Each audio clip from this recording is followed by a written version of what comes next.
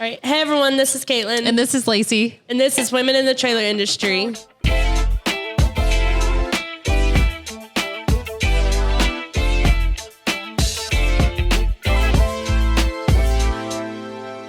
Today, we're going to talk about how to rise to the next level in your job and leadership. What can you do and kind of ways to get there? Yep. So I think first, I always go to this first, That's what I start it with. I think first, that's what I do. You have to identify, are you good with where you are? And if you do want to rise to the next level, what are your motives behind that? Are they true motives? So is it for the right reasons? Because only in that time can you be invested in getting there, right? Right. So what would you say is the first thing that you need to do whenever you're thinking about rising to the next level? What does that mean? So I would identify the why, similar to what you said. Are you doing it for your family? Are you doing it for your career goals? Is the only result for you success, or is it other things? Is it passion? Is it just you want the title? What is it, right? So kind of outlining that so you can set yourself up for what you're going to get as a result, right?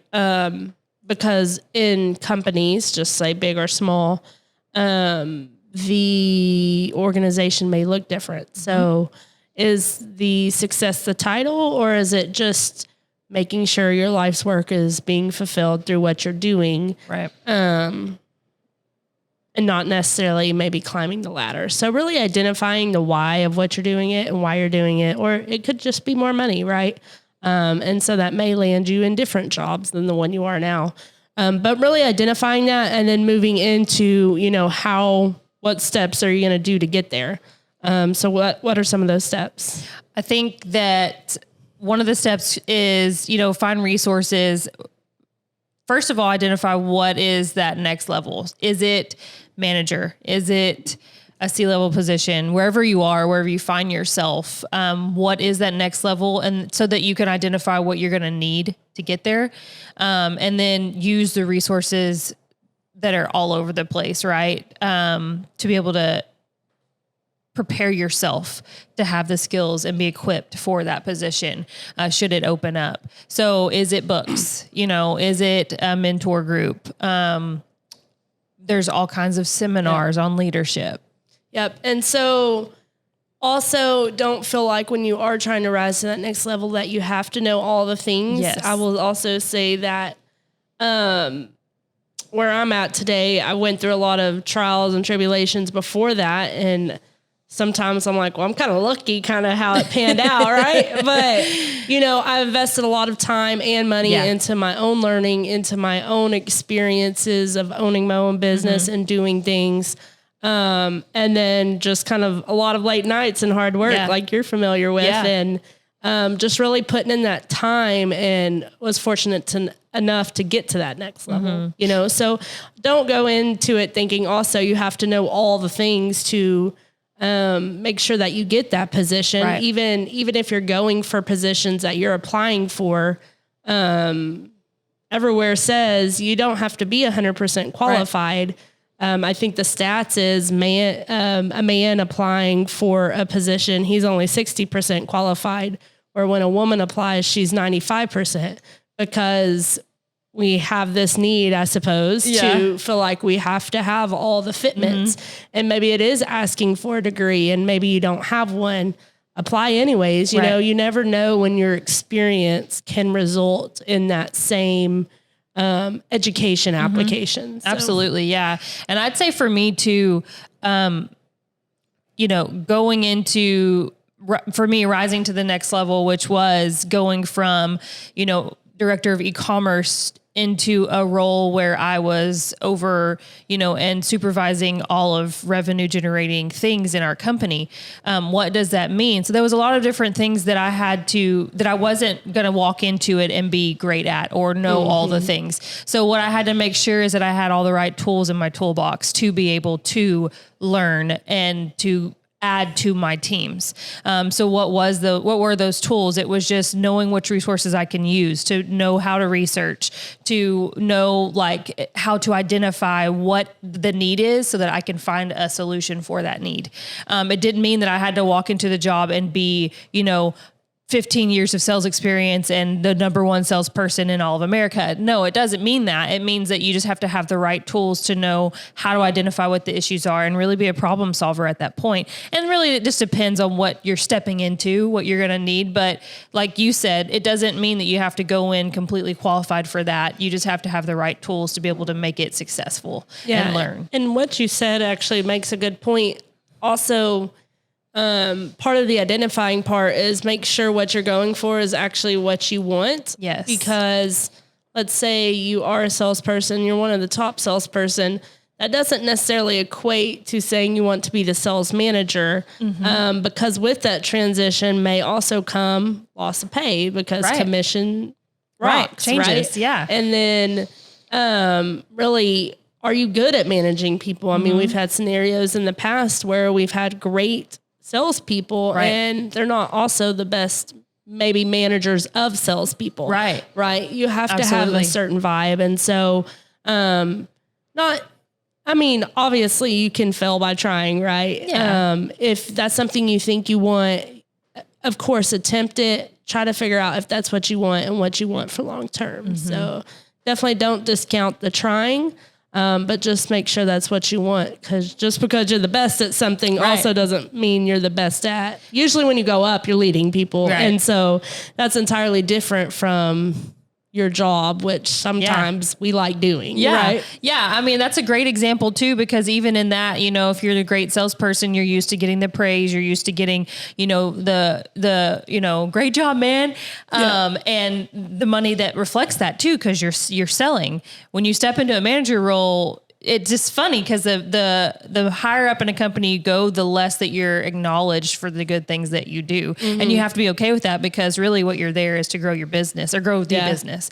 And it's not to get the praise and to do all the things that you were before. And there's nothing wrong with any position of that, but you have to identify, are you good with that? Yeah. Are you good with that? Find value in that? Or do you find value in yourself in that? So, I mean, that's a very good point of, just helping to identify what that looks like. And we use sales as an example. This can be applied to anything, Yep. And another one, how to rise to the next level, is communication, with your leader, especially when the valuable conversation comes up, because if you can't move vertically because maybe you're in a smaller organization or there's just really nowhere to go, what does valuable look like to you? Do you want the everyday praises, and is that realistic? You know, is that going to come, or do you just want to, I don't really know. I was going to say feel valued, but that doesn't make any sense, but you have to communicate that, or else you're never going to get that, because people have other thoughts and they're in their own land, like they're in their own mind and trying to run what they're trying to run, and aren't really thinking about, okay, this person is doing a good job. You may already be thinking, hey, I've told them a lot, and then they're not seeing that. So really communication of what that looks like for you. Yeah.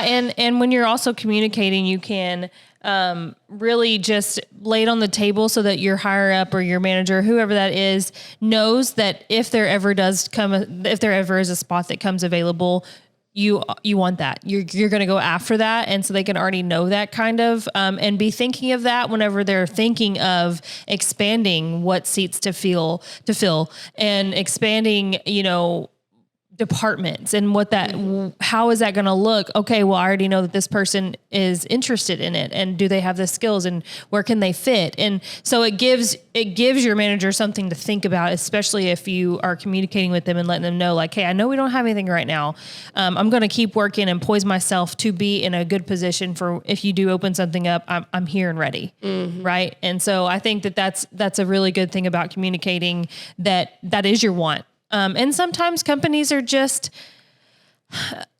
all different, and possibly that position's never going to open up. And if you're ready to go to the next level, there's plenty of companies that do have that. And that it's not to speak negatively about the company that you're with. It's just to say some companies have limitations and they're not ready or moving as quickly as what you want them to move.